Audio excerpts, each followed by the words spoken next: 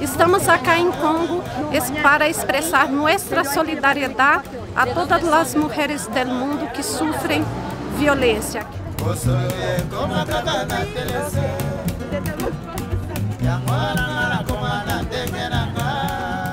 We traveled for many days. We were happy even on the way, looking forward to come and meet our sisters of the world and our sisters of Congo to raise our voices.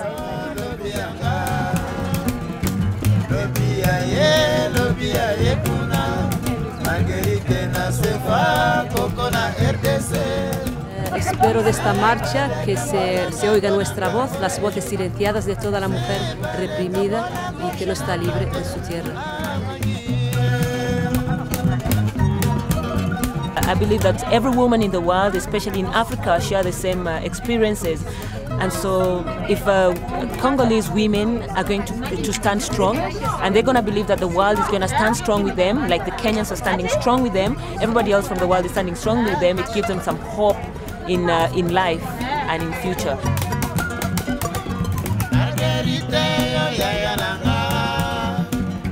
As the World March for Women, what we really believe in is the strength of marching.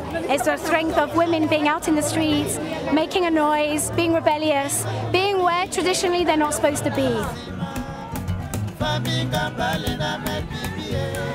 Our biggest goal was here to shed light, a spotlight on the violence against women. The women suffer here in the Congo and everywhere in the world where there's conflict, and to demand an end to impunity and that the responsibles be brought to justice.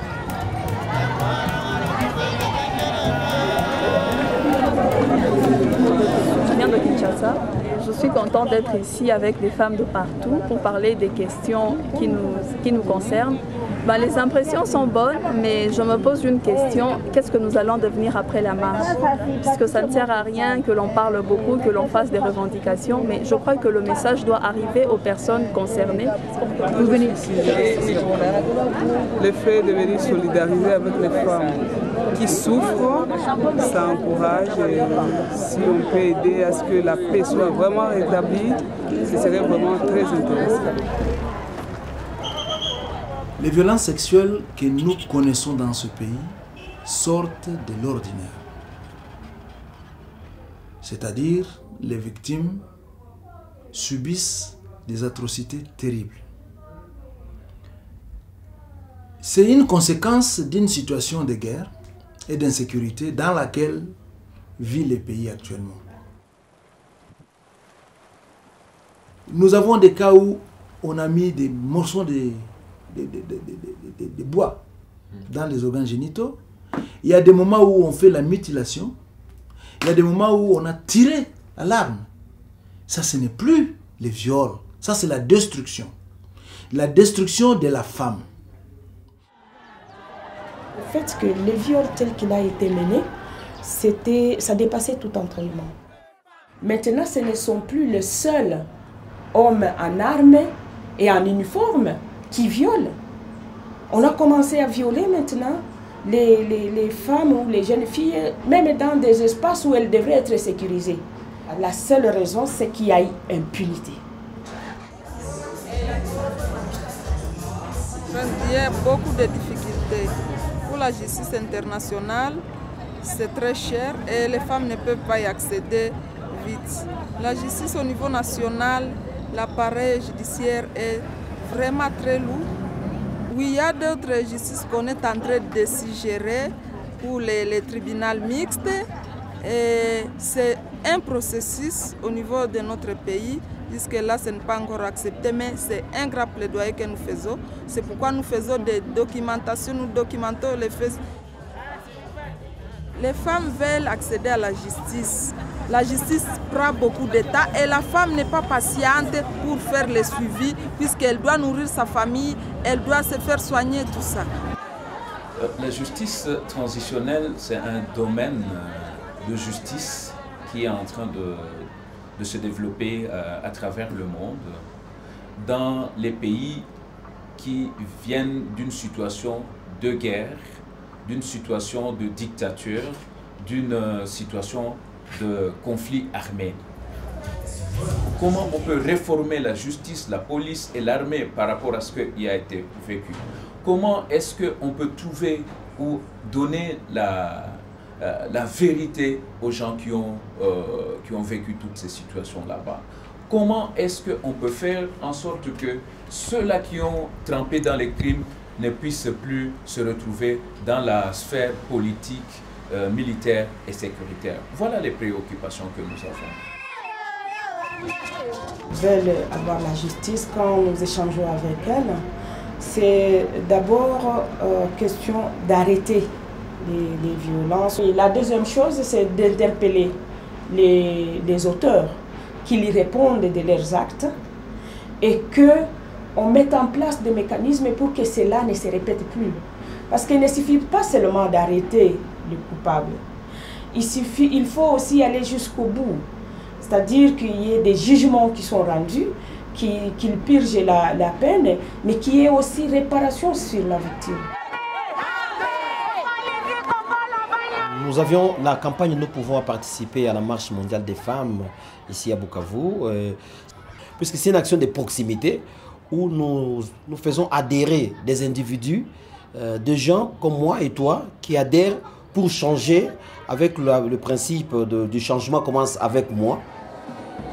Oui, personnellement, je trouve qu'il y a quelque chose qui va changer puisque toutes les couches sociales ont participé. En plus de la société civile, il y a aussi les autorités politico-administratives, les autorités militaires qui sont aussi membres de il y a des commandants de l'armée, des FARDC qui sont aussi membres de la campagne. Nous trouvons que c'est une très bonne chose qu'eux s'intègrent puisqu'eux constituent un bon lobbying. Leur présence en soi dans une marche des femmes pour revendiquer des droits, c'est déjà une bonne chose pour la lutte contre les violences faites à la femme. Parce qu'on a connu des violences de deux sortes. On a des violences que moi je peux appeler des violences sur le plan structurel. C'est par rapport à la discrimination de manière habituelle, liée aussi à nos traditions, mais à des comportements individuels des gens. Il y a aussi les violences liées aux situations de guerre. Mais avec la diminution de l'insécurité, l'amélioration de la situation, il serait aussi mieux de prendre en compte les aspects des violences structurelles parce que il y a certains comportements, certaines attitudes, la façon qu'on percevait la femme qui a aussi joué pour renforcer les violences telles que nous les avons connues. Les hommes et les femmes doivent agir ensemble pour la promotion des droits des humains. La femme et l'homme doivent se compléter pour que la dignité humaine soit le socle du respect de la personne. L'espoir est qu'en tant que femme, on ne va pas baisser les bras, on va continuer à marcher, on va continuer à parler jusqu'à ce que ces violences prennent. Mama, she is humble. I've never had her grumble. Amejifunza mambo. No wonder Anna jumbo. I drive her, let her drive. Take us further. Where this hot mommy? Take us further. She's a leader, a teacher. She's a mentor, a mama. And the lion rose in her praise, saying, wear my heart, walk in my shoes. Take a step, mama, show me how you move. Wear my heart, walk in my shoes. Take a step, mama, I like the way you move.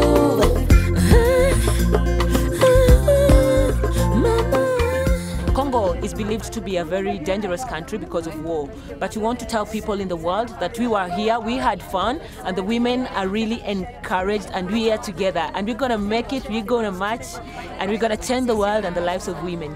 She's a leader, a teacher, she's a mentor.